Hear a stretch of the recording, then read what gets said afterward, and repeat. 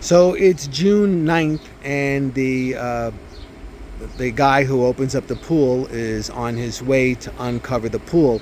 And it's a whole process of getting ready. Even though I don't actually open it myself, I do have to get a lot of things ready. And for those of you that are thinking about putting an in-ground pool in, you got to really think about it, because it's a lot of expense and it's a lot of work.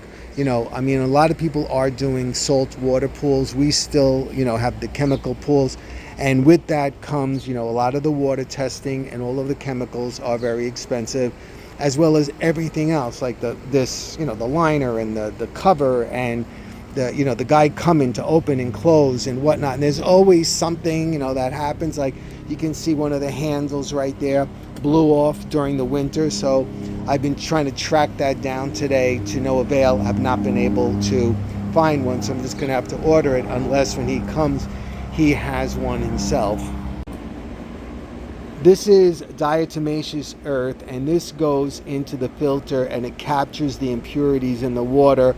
So I thought I had enough, but as you can see, my bag is almost depleted. So I had to go buy that, and that's a 24-pound bag, and that was $41. And I had to get the robot out, ready to try to clear underneath the extending poles for the brush and for the skimmer.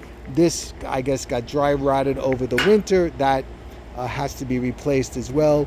This is for the skimmer basket. I just had to replace that at the end of last year as well. And here is the ladder and the railing that goes into the pool. This had to be sanded and spray painted today. So a lot of work is involved. And so, we had a friend once that wanted to put an in-ground pool in, and we said to him, it's a lot of work, and he went, really? I thought, once they put it in, that's it, it's done. I said, no, the work has just begun. So just so you know, so I'm going to try to video him uncovering and stuff. I don't know how comfortable he's going to be with that, so we'll see. They're loosening the screws so the cover comes off.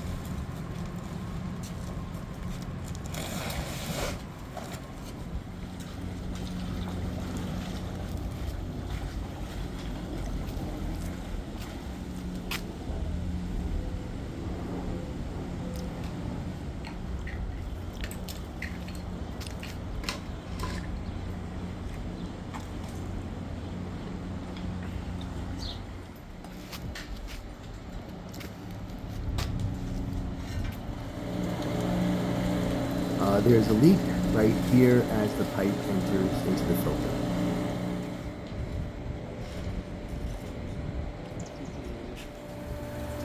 Okay, so he fixed the pipe. He put a new kind of pipe in for me right there, that we can tighten it rather than having to take the whole thing apart.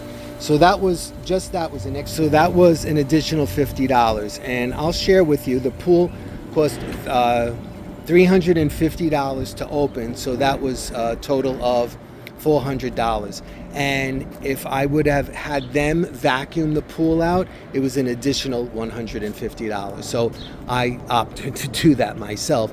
So the first thing I have to do is, if you notice, is like, let me widen this for you. See, like there's the pollen all gets caught around the edge, so I have to brush that down, and then already skimmed the leaves that are on the top.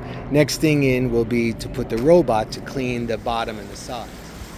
Okay, so we're at about 16 hours later right now, and the pool is clearing up.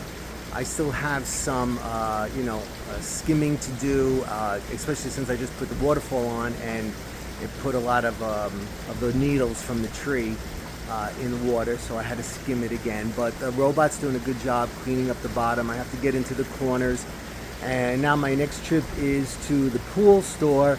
I have to bring a sample of the water, and I have to get all the chemicals that are needed to balance the pool correctly. And that's probably going to come to like another $100 since we've been talking about, the cost of things. So anyway, pool is open. Yay.